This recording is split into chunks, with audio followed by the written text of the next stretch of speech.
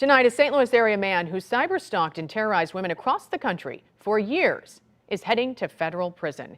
Our I-team's been covering Merkle's crimes for years, and our Christine Byers just got out of the federal courthouse where a judge sentenced him for some of his crimes. Christine.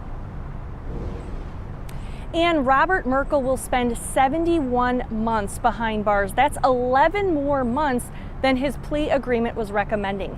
Now, some of his victims were complete strangers whose pictures he just happened to see online.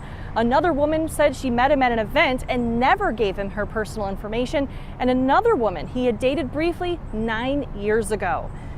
The I-team began reporting on Merkle years ago when he went to prison the first time for similar crimes.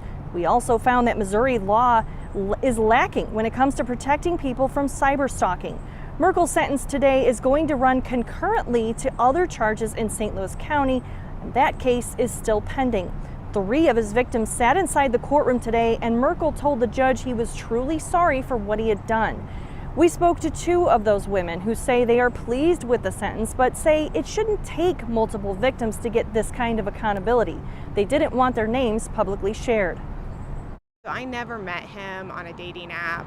I didn't give him any of my personal information, and the dismissal in court sometimes of him just being behind a computer sending not nice messages really doesn't take into scope what is actually happening in this type of case. The type of torment that it causes is significant, and the legislature needs to realize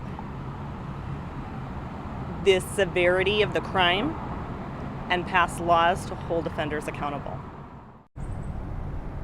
Now, Governor Mike Parson vetoed a bill that would have created a cybercrime stalking task force to study this law and this issue. He says the provisions in that bill that led him to veto it weren't related to that part of the task force plan. The victims say they hope that the governor takes this up again next session. Live outside the courthouse in downtown St. Louis, Christine Byers, 5 on your side.